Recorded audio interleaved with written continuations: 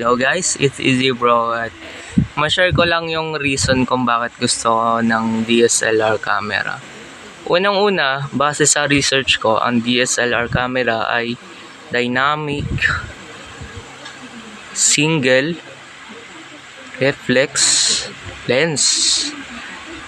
Isa siyang lens na ginagamit na noon. Isang type ng aparato, kahon, o camera na ginagamit din kahit noon pa. Merong type ng dalawang camera, mirrorless at digital camera. Yung mirrorless, meron siyang sa word na mirror, may mirror siya ata basta may mirror siya sa loob, and then ang responsibility noon ay yung pag-filter ng image, yung pag basta wala pa talaga akong alam sa camera. pero I will say something about sa nalalaman ko tungkol sa camera. Ang alam ko lang is yung ISO para sa pagpasok ng liwanag. Yung shutter speed naman ay yung bilis ng frame FPS. At isang na-fascinate ako sa camera, sa DSLR, maganda yung compression ng pixels. Kagaya nito, makikita nyo ako nag-appear, and then yung balat ko, yung skin tone, parang makikita microscopic yung details ng mukha mo. Kasi dito, sa gamit kong camera na to, pag nagbibideo ka, hindi mo na malaman kung makinis ba talaga yung mukha mo. Kasi yung mukha mo parang ang blurred ng konti. Parang yung details na nabubura yung details. Ang pangit tingnan pag yung camera is tinatabunan ng blurriness yung image mo. Ito yung balat mo, tapos i-smoothin nila, tapos maglalagay ng mosaic na filter na blur, tapos sobrang unnatural tingnan. Parang yung photo mo ay ang pangit. So maganda doon is meron siyang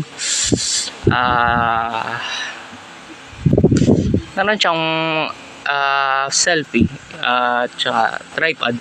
At saka yung feeling kasi pag may DSLR camera, para kang photography or journalist. Yun lang.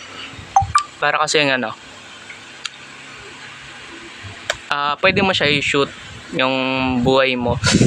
Kung saan man pumunta kung lupalop ka pumunta din, i-vlog mo yung buhay mo. Pwede mong gawin yan. And then mag-edit. Medyo mahirap mag-edit na kahit ako parang ayoko gawin. Ang gusto ko lang dito ay mag-appear lang at saka mag-vlog. And then ang topic natin ngayon ay yung sa camera. Anyway, yung camera ay medyo malaki. Alam naman natin na medyo heavy siya.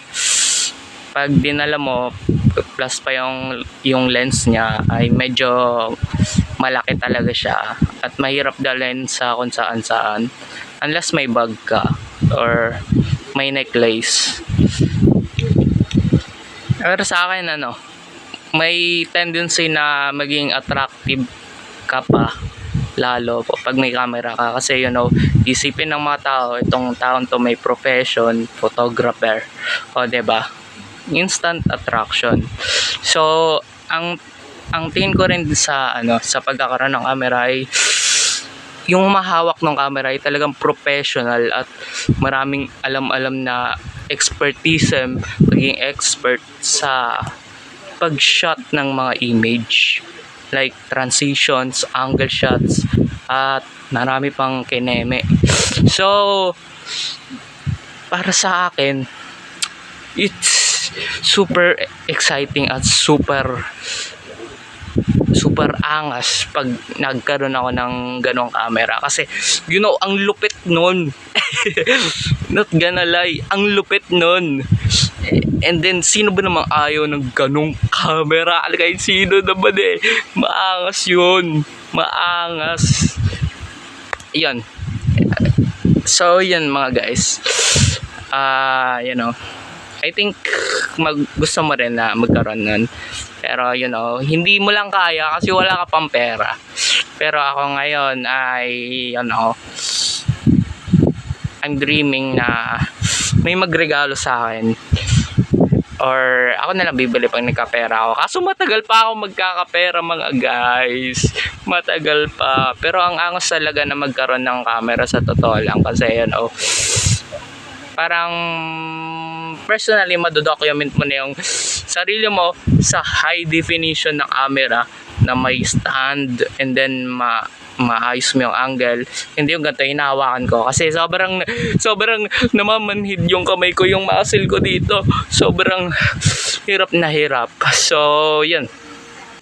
So hanggang dito na lang tong video na to. Nangangawit na kamay ko umahawak. Wala kasi akong stick pero pag nagkaroon ako nun siguro may camera na rin ako kasama na yung stick na tripod ba yung tawag doon, basta stand, para sa stand ng microphone, and then pwede ka nang mag-adjust sa das. Siyempre pag may camera na ako tapos may stand pa, wow, pwede ko nang i-angle yung camera, then bam, angas.